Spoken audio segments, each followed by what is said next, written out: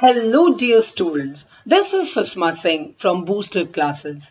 Today we would be doing the comprehensive study of an extremely poignant story from Flamingo book of Standard 12 CBSE. This is actually an excerpt taken from a book titled Lost Spring, Stories of Stolen Childhood, composed by an Indian writer and journalist Anees Jung. Students, you will find that this story comes very true to the soil of India. Now, when I say soil of India, I mean from the real condition of poor children, especially the child laborers in India. Hope you all are enjoying my classes. So make sure that you subscribe to my YouTube channel for more all-inclusive study materials. First and foremost, let me give you the overview of this lesson, Lost Spring, which describes two stories of stolen childhood. The characters and the places are different, but the problem is the same. The first subpart, titled Sometimes I Find a Rupee in the Garbage, talks about the life of the unfortunate rag picker named Saheb, and the second story, which is titled I Want to Drive a Car, where Mukesh, a child laborer in a glass factory in Firozabad, is the protagonist. The life of underprivileged children like Saheb and Mukesh is a realistic tale of sorrows and miseries arising out of their socio-economic conditions. Their childhood is lost to the demands of survival. But in their miserable stories of exploitation, the author provides glimpses of fortitude and resilience. The author succeeds in highlighting the plight of such unfortunate children in order to sensitize people to put an end to child exploitation, that is child labor, and let all children enjoy their days of the spring, which is compared to childhood here. Here we move on to the first subpart of the story where the author unveils the utter destitution of the ragpickers of Simapuri. The author used to encounter Saheb, a ragpicker belonging to a refugee family from Bangladesh, every morning scrounging the garbage dumps of her neighborhood. These ragpickers left their home long time ago when storms had swept away their fields and home in Dhaka, and therefore unemployment and utter poverty forced them to migrate to India looking for gold. That means to earn livelihood in the big cities. Saheb's home was not even a distant memory, as he had never been to Dhaka and had only heard about his home in Dhaka there. He had nothing else to do except rag picking, and on inquiring why he did not go to school, he replied that there was no school in his locality. And when the author very light-heartedly asked Saheb if he would attend a school started by her, Saheb happily agreed to join her school. He was enthusiastic as well as optimistic to go to school someday, though his life was full of miseries. This shows the intense desire of children like Saheb to learn, but they are deprived of this opportunity due to abject or grinding poverty. The author over here felt very embarrassed at making a vague and bleak promise, as she had no intention of doing so. She had no intention of very shortly opening a school of her own. But she realized that the hollow promises like hers guaranteeing a better life were made to these deprived section of the society all the time, but were never fulfilled. The author is pained to see Saheb, whose full name is Saheb-e-Alam, which means the Lord of the Universe, but his name is in total contrast to his very existence. He is a poor, homeless ragpicker deprived of even basic needs just due to grinding poverty. He cannot even afford footwear, so barefoot he wanders on streets collecting garbage with his friends. His life is a realistic tale of sorrows, miseries, and hardship. The author felt that not wearing shoes is not a tradition but a way to hide a perpetual state of poverty that has gripped them. She recounted a story of a priest's son who used to pray for shoes, and with passage of time, even his wish was fulfilled. This shows that with time, the financial condition of even a priest improves, but the ragpickers have no such luck and still they remain shoeless. Now here, students, you will find the vivid description of the life of ragpickers at Simapuri as given by the author and why this place, in spite of being on the periphery of Delhi, considered miles away from it.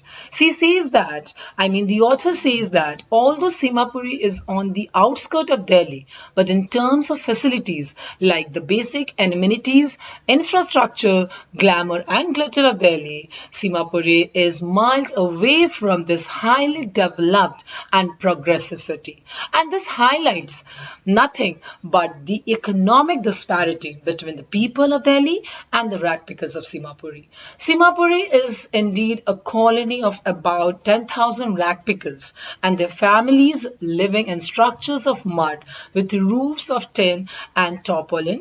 It does not have sewage, drainage or even running water. Survival in Simapuri is by ragpicking, and garbage is gold to adults as it provides them their source of living, their daily bread, and this is the only means of survival. But garbage for children, it is wrapped in wonder. It is a real treasure hunt for them, and they can find a rupee or a 10 rupee note or sometimes even a silver coin. There's always the hope of finding something more. It's completely a full of mystery box, you can say, for the children of Simapuri. Now, students, you have to keep in mind that the statement garbage is gold is a paradox over here, which means a self-contradictory statement. Here too, the statement is contrary to the existing belief or perceived opinion, but it includes a Latin and even it is ironical that more than 30 years these ragpickers have lived without an identity, without any permits of living. The only boon is the ration cards that enable them to buy grains. Survival for them is more important than any identity. The author was taken aback when one morning she met Saheb, who was on his way to the milk booth. He was holding a steel container. He told her that he had got a job at the nearby tea stall. He would earn 800 rupees a month and get meals too. The author asked him if he liked the job, as he could see that he had lost his innocence and carefree look. Saheb also realized that he was not at all happy because he was no longer his own master. He had just become a slave.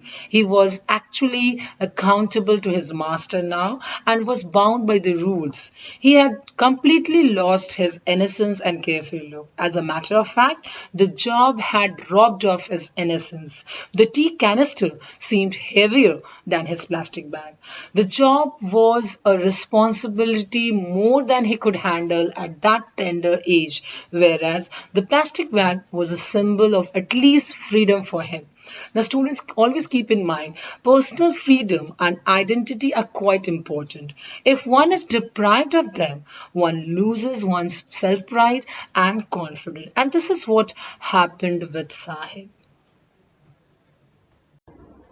Here we shall study the second sub-part of the lesson titled I Want to Drive a Car, and this is another realistic tale of the grinding poverty and traditions that condemn thousands of people to a life of utter poverty. The protagonist of this subpart is Mukesh, who belonged to a bangle maker's family in Firozabad, which is famous for making glass bangles. He was determined to be his own master. He wanted to become motor mechanic and learn to drive a car. Mukesh's family, like other families of Firozabad, were victims of poverty. They lived a pathetic life in stinking lanes filled with garbage. Their homes were hovels with crumbling walls, wobbly doors, no windows, and the homes were crowded with families of humans and animals living together. Even Mukesh's house was small and half built. One part of it was thatched with dead grass, and for firewood stove they had aluminium utensils. The eyes of the frail young woman who was cooking the evening meal for the whole family were filled with smoke. This shows nothing but the fact that they lived in a state of grinding poverty, and for days they have to go without food. Let us now see the hazards of working in the glass bangles industry. The glass bangle industry is a real threat to the health of workers. The workers in these factories work in dingy cells without sufficient air and light, and that too with high temperatures. As a result, most of them lose their eyesight before they become adult and develop lung and brain related diseases. The workers are poor bangle makers who have toiled all their lives without achieving anything. Therefore, bangle industry is indeed a curse for them. The author was extremely pained to know the view of Mukesh's grandmother. Mukesh's grandmother regarded that Mukesh was destined to work as a bangle maker as he was born in the caste of bangle makers family and it had been their family profession. She had seen her husband going blind due to the dust from the polishing the glass of bangles. She felt that a God given lineage could not be broken. So they had mutely accepted it as their fate and had stopped taking any initiative to change their destiny. Hunger, poverty, death seemed to be their lot, nothing else. Here we'll come to know the circumstances which keep the workers in Bengal industry in poverty. In spite of so much of hard work, these people live in a state of poverty because they are ignorant of the law. There is no leader among them to help them see things differently. Everybody is indeed tired of rebelling. Moreover, they worked in an unorganized manner and are exploited by the middlemen. This results in their poor state. Even if they try to get organized, they get beaten up by the police. They are not able to come out of the vicious circle of their exploiters, who are the middlemen, policemen, sahukars, lawmakers, even the bureaucrats and the politicians. They have been repeatedly exploited physically as well as economically for generations and so are forced to live a life of poverty. Even the author envisioned that there were two distinct worlds operating in Firozabad. One was of such families who were trapped in a web of poverty and the pressure of doing the traditional family job. The other world is the vicious circle of the middlemen, the lawkeepers, the government, and the politicians. Both the world stop young children from dreaming and making their faith. Let us now find out how the bangles have lost significance, and this is also a strange paradox. The author found that there was a young girl named Savita who was deprived of her childhood because she was burdened with responsibility and was struggling for survival. She made beautiful bangles for women. Although her hands moved mechanically like a machine, without realizing the sanctity of the bangles made by her, she was so innocent that she did not seem to know that the bangles were sacred and a symbol of Indian woman's wifehood. For her, bangles were just circles of beautiful colors. The old woman beside her still had bangles on her wrist, but no light in her eyes.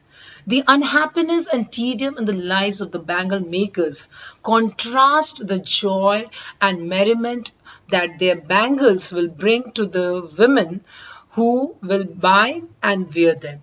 These bangles have shining bright color, but there is no color, no shine in the life of the bangle makers.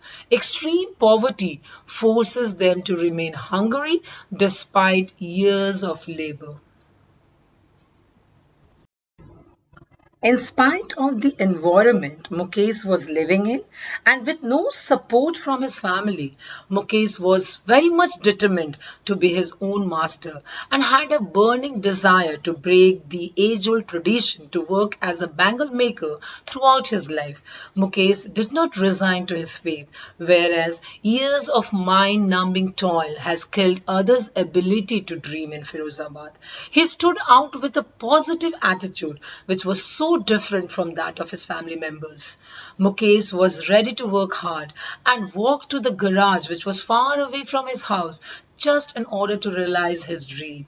No doubt, his passion and perseverance will help him achieve his goals.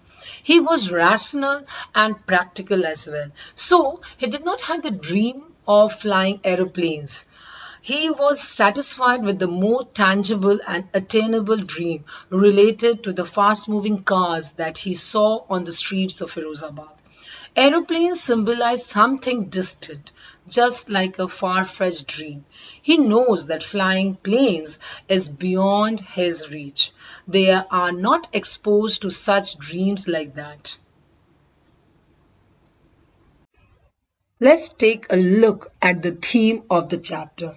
The major theme of the chapter is the utter poverty and traditions which compel the poor children to lead a life deprived of basic amenities as well as of exploitation. The two stories taken together depict the plight of the poor children forced into labor early in life because of the poor socio-economic conditions and are not given the opportunity of spending time in schools and playgrounds. These children are introduced to harsh life at a tender age. The callousness of the society, the oppression of political party, and the negligence of upper class make their lives more miserable. It also highlights the need for enforcement of strict laws against child labor. The sub-theme of the chapter you can say is that dedication and determination as well as strong willpower are the factors responsible for phenomenal success. In spite of adverse conditions, one should not give up dreaming. So the author stresses the need to aspire for betterment. Considering the aptness of the title, we can say that spring is the symbol of joy, happiness, beauty, optimism, and hope. And childhood can be called the spring of man's life, as the phase of childhood is all about innocence, energy, joy, and fun. The title Lost Spring is a metaphor used for the loss of childhood of the millions of child laborers in India. It vividly highlights how the rag pickers of Simapuri and bangle makers of Firozabad are deprived of this period of their life. The childhood of these children has been lost due to the callousness of the society, the oppression of political party, and the negligence of upper class. They miss the simple, joyful moments of childhood because of their poor socio-economic condition. So we can say that the title is very apt. I'm pretty sure that you all must have got the in-depth explanation of this chapter. So here are a few important questions from the chapter for your comprehension check. Taking help from the explanation which I have just given to you, try to solve these questions and enhance your understanding. Keep watching to get the detailed analysis of other chapters too. Thank you for watching and please do subscribe to my channel.